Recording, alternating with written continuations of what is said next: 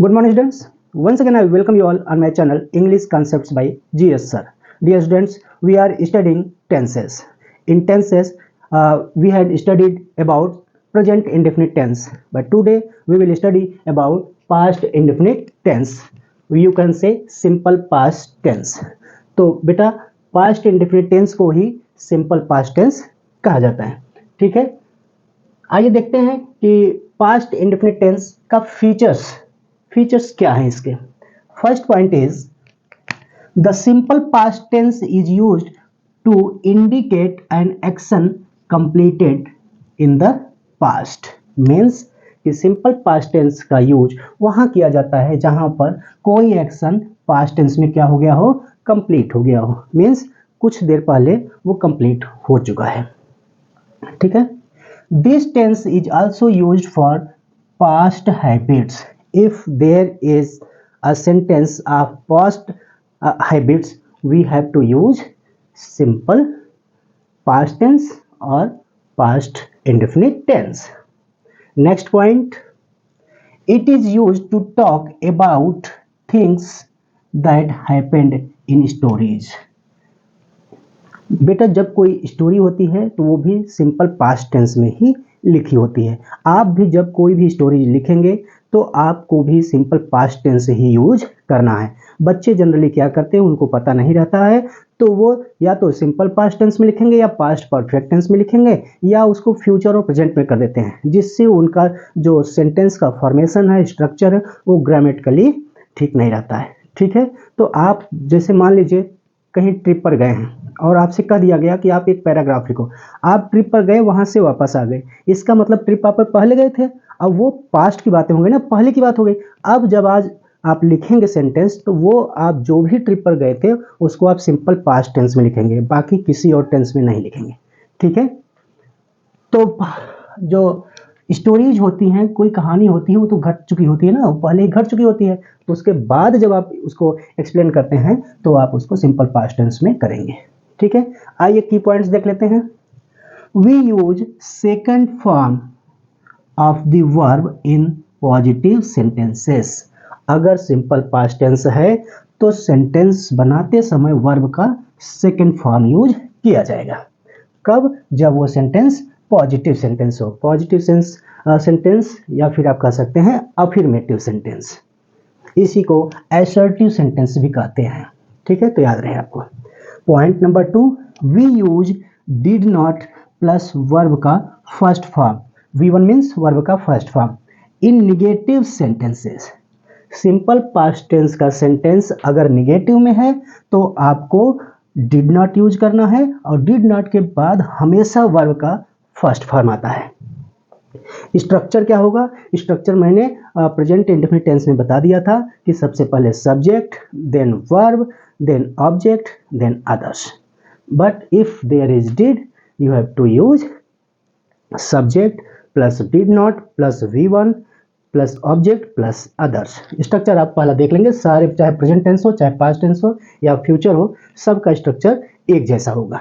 ठीक है. तो बार बार यहाँ स्ट्रक्चर मैं नहीं लिख रहा हूँ, आप प्रेजेंट इंडेफिनिट टेंस का स्ट्रक्चर देख लीजिए. आइए पॉइंट नंबर 3 देखते हैं बेटा. If there is interrogative sentence we must start with did और any other question words and use V1 in that sentence. V1 means verb का फर्स्ट फॉर्म. अगर सिंपल पास्ट टेंस इंटरोगेटिव है, means प्रश्नवाचक है, तो आप डिड से शुरू करेंगे, जैसा डू या डज से आपने प्रेजेंट इंडेफिनिट में किया था, या फिर किसी WH वर्ड फैमिली वाले वर्ड से शुरू करोगे. ठीक है. WH वर्ड फैमिली के जो वर्ड्स हैं ये मैं बता चुका हूँ, अब यहाँ पर उसको फिर से नहीं बताऊंगा. बहुत बहुत इंपॉर्टेंट है पॉइंट नंबर 4. ये बेसिकली कंपटीशन के लिए के दृष्टि से बहुत इंपॉर्टेंट है. पॉइंट नंबर 4 देखिए क्या है. Point number 4, last, ago and study words are used in simple past tense only. It means जो लास्ट वर्ड है, एगो वर्ड है, स्टडी है, ये केवल पास्ट इंडेफिनिट टेंस में ही यूज किए जाते हैं, आप इसको सिंपल पास्ट टेंस भी कहते हैं। ठीक है, आइए एग्जाम्पल देखते हैं और एग्जाम्पल्स के हेल्प से स्ट्रक्चर भी समझाते चलता हूँ। ठीक है, example number 1, he worked hard to get success in the exam. सबसे पहले क्या लिखे, सब्जेक्ट, देन मैंने बता दिया था कि वर्ब का कौन सा फॉर्म यूज होगा, सेकेंड फॉर्म। वर्क, वर्क होता है फर्स्ट फॉर्म और वर्कड हो जाएगा सेकेंड फॉर्म। तो यहाँ पर हो गया है he worked hard to get success in the exam. तो वर्ब का सेकेंड फॉर्म अफर्मेटिव सेंटेंस में यूज होगा। दूसरा देखिए, he did not work hard to get success in the exam. अब दूसरा सेंटेंस बेटा ये निगेटिव है, निगेटिव है तो इसके साथ डिड लगा है। और मैंने बताया था कि जब भी डिड, किसी भी सेंटेंस में अगर डिड आ गया है, डिड वर्ड दिया है, तो उसके बाद आने वाला वर्ब हमेशा प्रेजेंट फॉर्म में होता है। और कंपटीशन में क्वेश्चन दे दिया जाता है यहाँ पर सेकेंड फॉर्म करके, तो बच्चे क्या सोचते हैं कि यहाँ भी सेकेंड फॉर्म है डू का डिड, तो वर्क का वर्ड ही होगा और वो इसको सही मान लेते हैं, जो कि गलत है। हमेशा याद रहे कि डिड के बाद आने वाला वर्ब फर्स्ट फॉर्म में होगा। आइए एग्जांपल नंबर 3 देखते हैं। Did he finish his work in time. Question word है, क्वेश्चन वर्ड अगर कोई सेंटेंस होता है तो सबसे पहले डिड से शुरू करते हैं, फिर सब्जेक्ट, फिर वर्ब का फर्स्ट फॉर्म। मैंने क्या बताया यहाँ पे, वर्ब का फर्स्ट फॉर्म यूज करते हैं, देन ऑब्जेक्ट और देन अदर्स।